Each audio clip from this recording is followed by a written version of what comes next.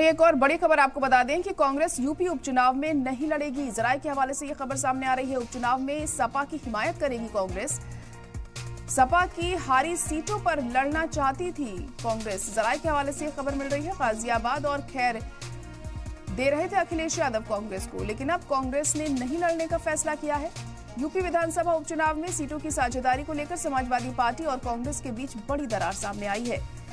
जराये के मुताबिक सपा के रवैये से आहत कांग्रेस यूपी उपचुनाव नहीं लड़ने का उसने फैसला किया है। कांग्रेस ने उपचुनाव में समाजवादी पार्टी को समर्थन करने का फैसला किया है। सूत्रों के मुताबिक कांग्रेस सपा की हारी हुई सीट पर चुनाव लड़ना चाहती थी। खासतौर पर मीरापुर सीट पर चुनाव लड़ने की उसकी ख्वाहिश थी, लेकिन अखिलेश ने सिर्फ गाजियाबाद और खैर विधानसभा सीट ही कांग्रेस को देने की बात की। दो टूक में कांग्रेस नेतृत्व को ये बात बता दी। इसके बाद अब कांग्रेस ने यूपी में उपचुनाव न लड़ने का फैसला किया है। हालांकि समाजवादी पार्टी को वो बाहर से समर्थन देगी। तो सीट शेयरिंग को लेकर काफी दिनों से हम देख रहे हैं कांग्रेस और समाजवादी पार्टी के बीच में एक राय कायम नहीं हो पा रही थी, और अब जराये के हवाले से ये खबर मिल रही है कि कांग्रेस यूपी उपचुनाव नहीं लड़ने वाली है। और बड़ी खबर है ये, क्योंकि कांग्रेस ने भी अब ये फैसला कर लिया है कि वो यूपी उपचुनाव नहीं लड़ाएगी। जराये के हवाले से ये खबर मिल रही है, क्योंकि जो सीट वो चाहती थी समाजवादी पार्टी, वो सीट उसे देने को तैयार नहीं है। और इसी के मद्देनजर अब कांग्रेस ने फैसला किया है कि वो बाहर से ही सपा को समर्थन देगी।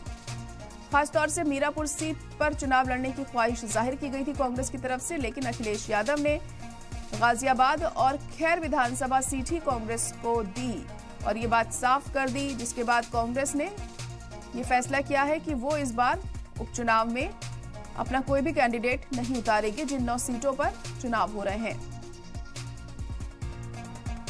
और जराये के हवाले से ये खबर मिल रही है। हालांकि अभी तक इस बात की कोई कंफर्मेशन नहीं है, मगर ऐसा माना जा रहा है कि क्योंकि सीट शेयरिंग को लेकर लगातार बातचीत जारी है समाजवादी पार्टी और कांग्रेस के बीच में, और बार बार इसमें बदलाव भी हम देख रहे हैं। कभी 2 सीटें कांग्रेस को देने की बात होती है, कभी 1 सीट देने की बात होती है।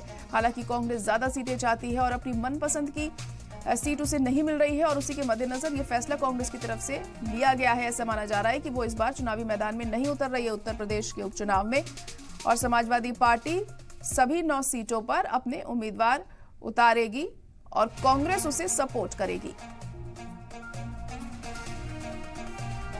तो सपा की हिमायत करेगी कांग्रेस। सपा की हारी सीटों पर लड़ना चाहती थी कांग्रेस।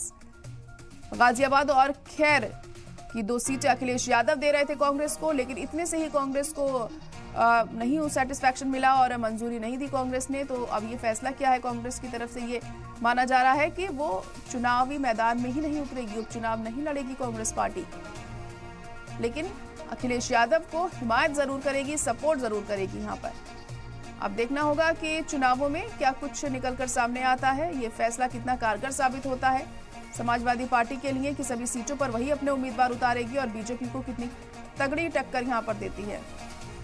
13 नवंबर को यहाँ पर वोटिंग होनी है और 23 नवंबर को नतीजे सामने आएंगे।